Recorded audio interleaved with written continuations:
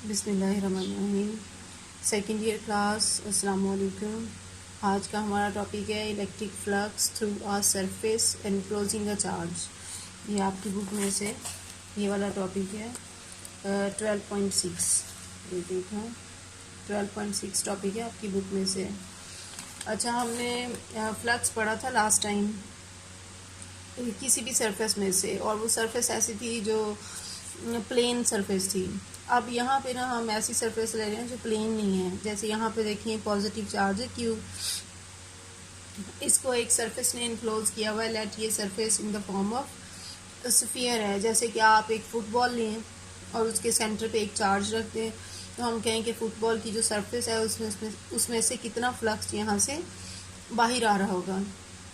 तो अब देखें हमारे पास जो फार्मूला है ना, जो जनरल फार्मूला है फ्लक्स का, वो हमने पढ़ा है। वो होता है phi is equal to E dot ए।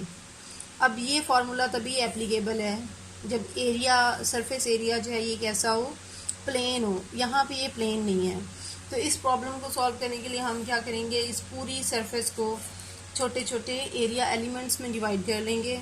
जैसे आप देखें तरबूज लेने जाते हैं, आप उसके ऊपर एक छोटा सा पैच लगवा के उसको निकालते हैं, तो वो जो पैच होता है ना, जब आप निकाल लें तो उसकी सरफेस ऐसे लगती है जैसे वो प्लेन थी, वो किसी कर्व्ड सरफेस का हिस्सा नहीं थी।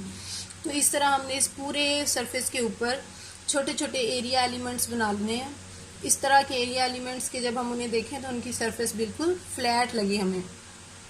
तो हमने यूँ करना है, इस पूरे surface area of the sphere को छोटे छोटे एरिया एलिमेंट्स में डिवाइड किया है। उनको हम नाम दे लेते हैं। Let delta A one area element, delta A two, delta A three and so on, delta A N. ये जो एरिया एलिमेंट्स हैं यहाँ पे मैंने लिए हैं, ये वेक्टर्स हैं। ये बोल्ड फेस लिखे हुए हैं, आप इसके ऊपर एरो लगा के लिख लें, वेक्टर्स हैं। अब इस area element delta A one में से जो इलेक्ट्रिक फील्ड इंटेंसिटी की वैल्यू है उसे मैं कहती हूँ वो E1 है, ठीक है। दूसरे में से E2 है, तीसरे में से E3 एंड सो ऑन। इसी तरह जो nth एरिया एलिमेंट है उसमें से En है।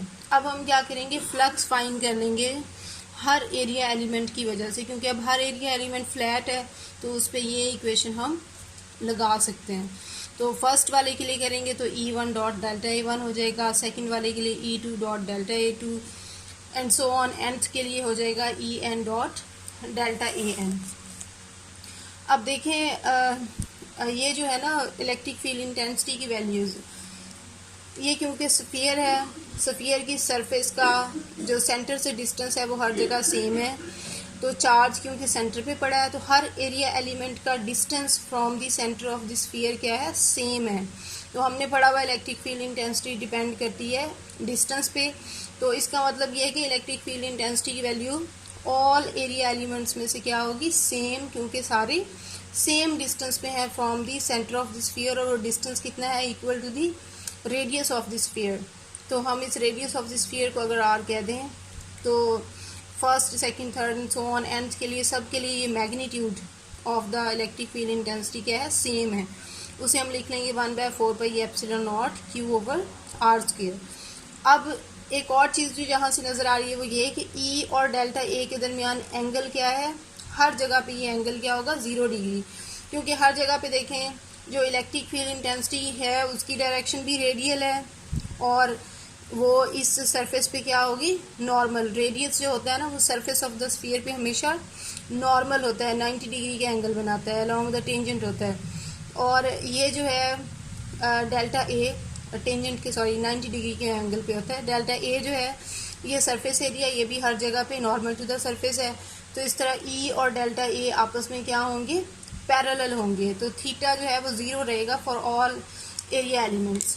तो अगर एंगल 0 है तो फिर E1 डॉट डेल्टा A1 जो है इसको हम सिंपली E1 डेल्टा A1 लिख सकते हैं। और E1 2 3 की जगह भी हमने सिर्फ E लिख लेना है, क्योंकि सबका जो मैग्नीट्यूड है वो सेम है। तो देखिए जो टोटल फ्लक्स होगा वो φ1 plus φ2 and so on plus φn। First area element की वजह से E डेल्टा A1, दूसरे की वजह से E delta A2 and so on, आखिरी की वजह से E डेल्टा An। इस पे कोई वेक्टर साइंस अब नहीं लगाएंगे क्योंकि अब हमने इनके दरमियान कोई डॉट प्लेस नहीं किया, ये मैग्नीट्यूड्स हैं। अब E कॉमन ले लें ब्रैकेट में आ जाएगा delta A1 delta A2 plus so on plus delta AN। ये जो E है ये यहाँ पे क्योंकि एक सिंगल चार्ज है तो सिंगल चार्ज की वजह से इलेक्ट्रिक फील्ड इंटेंसिटी की वैल्यू होती है 1/4πε0 Q/r²। ये यहाँ पुट कर ली और ब्रैकेट के अंदर जो चीज़ है ये सारे एरिया एलिमेंट्स को ऐड करें तो ये बन जाएगा total surface area of the sphere.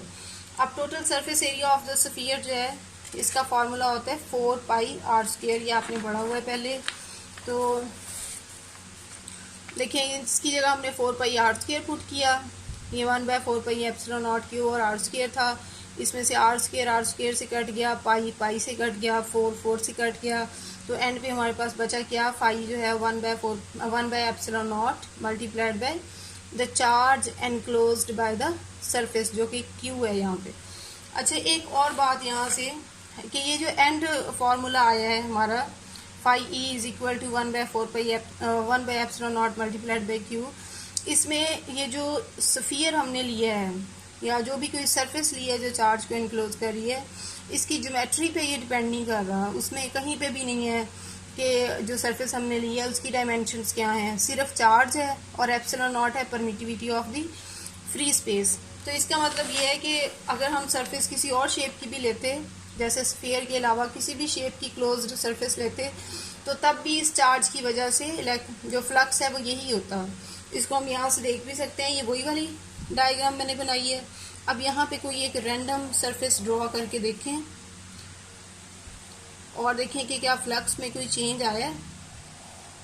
देखें अब इस स्फीयर में से लाइट कितनी लाइंस निकल रही थी, 1 2 3 4 5 6 7, और ये जो रैंडम सरफेस है उसमें से कितनी फील्ड लाइंस बाहर निकल रही हैं, ये सातों ही। तो इसका मतलब फ्लक्स दोनों में क्या है, सेम है।